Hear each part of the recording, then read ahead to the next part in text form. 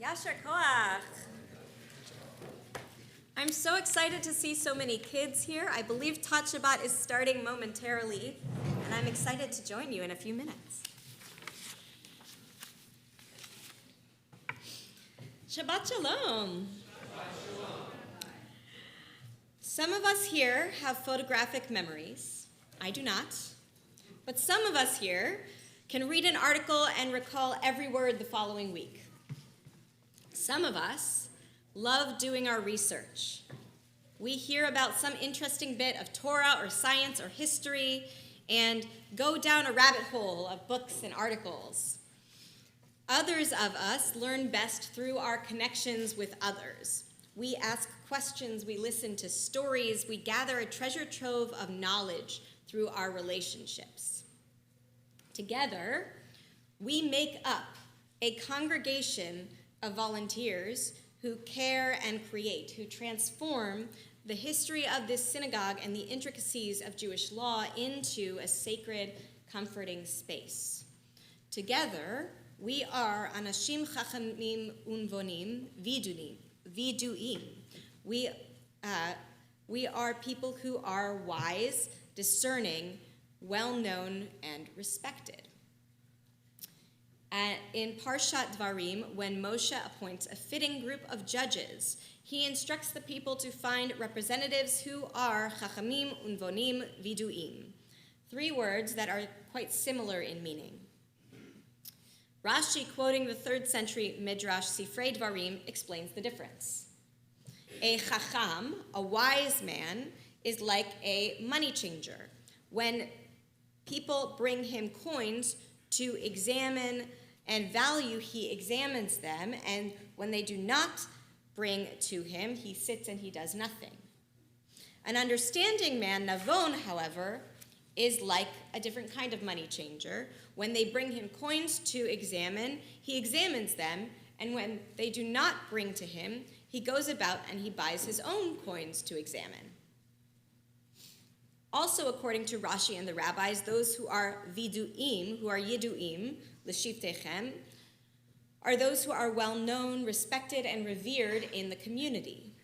Moshe's judges then hold a great deal of knowledge, know where to seek out more knowledge, and have the social capital to utilize that knowledge in community.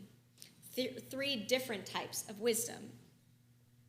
Whether in this synagogue space, in the workplace, or in government, any group of people needs that combination of data, resourcefulness, and social intelligence to truly succeed. As much as I know about the halakha of visiting the sick, I don't know who to visit without the well-known and loved community members who point me towards those in need. In a hospital setting, we need the diagnostic acumen of doctors, the practical wisdom, the skill of nurses, and the compassion from every member of the hospital staff for healing to happen. To run a state, our leaders need to have the knowledge of history in order to creatively discern what can and cannot work out in the future. And they also need to be charismatic enough to earn their citizens' trust. In our own everyday lives, when we do not always have an organized team to work with, we are each responsible for incorporating those various models of wisdom into our everyday being. Whatever we're experts at, we not only have to remember the knowledge we have gained, we have to be able to apply it, we have to be able to constantly search out more and re-educate ourselves with the passing of time. And then we have to be able to maintain our compassion and be open to making connections. We have to trust and be trusted in order for our knowledge to make an actual difference in the world. Just knowing a lot, just developing creative ideas, or having the social capital is not enough. We have to have the humility to gather the advice and do the research, to empower ourselves, and to ask others for help too, to seek out that magical combination of wisdom, understanding, and trustworthiness.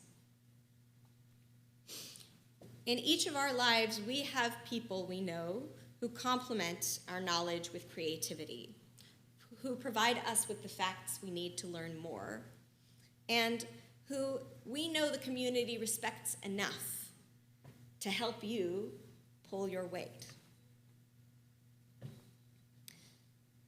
Each of us can use the knowledge we've worked hard to gain.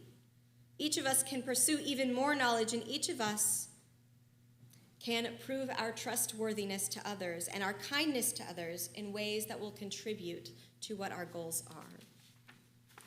Just like Moshe, none of us can do it alone.